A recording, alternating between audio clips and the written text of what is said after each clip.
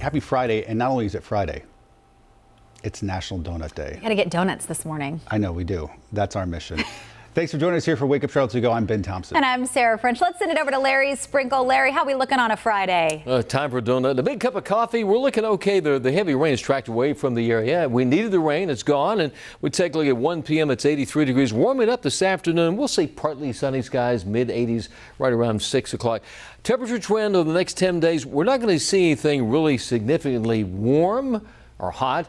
But there may be a couple of dips here and there. In fact, we get to, look at that, the 14th of June, there's going to be a little bit of a drop, and the temperature will be in the upper 70s for high temperatures. We see some changes on the way now. Let's take it at 4 o'clock, 87 degrees, 8 o'clock, 84, and midnight. Around about at that time, it's going to be cloudy, right around 72 degrees, indicating the mild weather we're going to see into the evening. Check out the 7-day forecast for the upcoming weekend. A lot of washout, stray storm chance tomorrow. We're at 88, a little bit better opportunity on Sunday, and every day next week with our temperatures in the mid to upper 80s. Each afternoon there may be a couple of thunderstorms and some of that much needed rain, but not a complete washout by any means. That's your forecast this morning.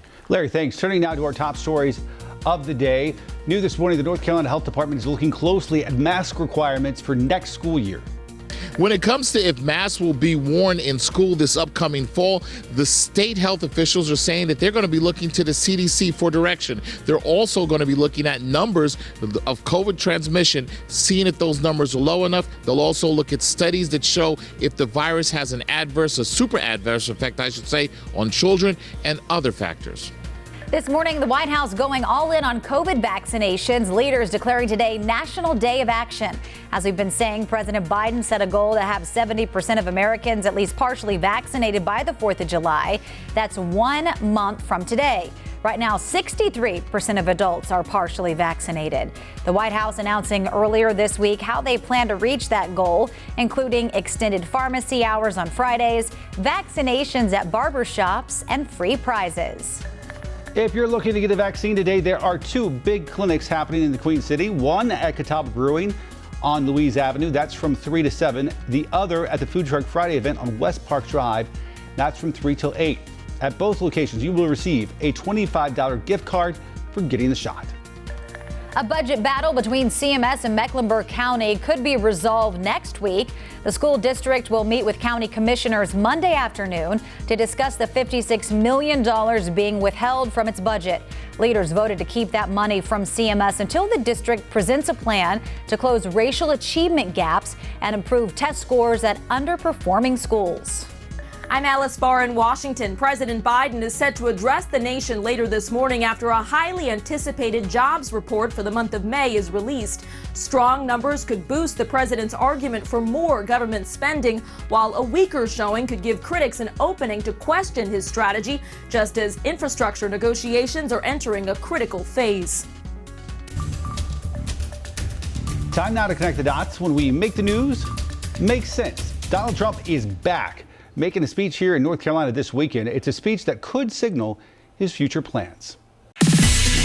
All eyes on Donald Trump's speech at the North Carolina Republican State Convention on Saturday. Let's connect the dots.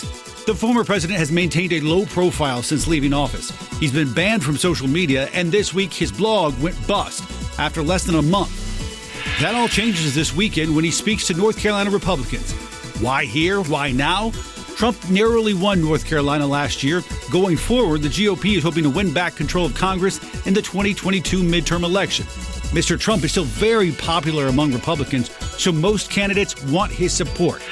But he's got some work to do if he plans to run for the White House again in 2024. A recent NBC News poll found less than a third of Americans have a favorable view of the former president. And that is connecting the dots.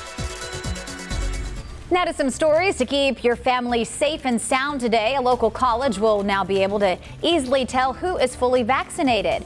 ECPI University says it will issue its own digital vaccination certificate. It's called VaxPass. It will allow students and staff to quickly move past COVID screening stations in different buildings. Students can get their VaxPass online by uploading their vaccination proof. Scientists found a new way to speed up the coronavirus screening process. The 3D printed electronic nose is able to smell COVID-19 less than 80 seconds. That means that instead of a nasal swab, which nobody likes, the device could just sniff your nose and tell if you have COVID. It's currently being tested out right now in Israel. Sounds strange, but hey, if it works. It works, right?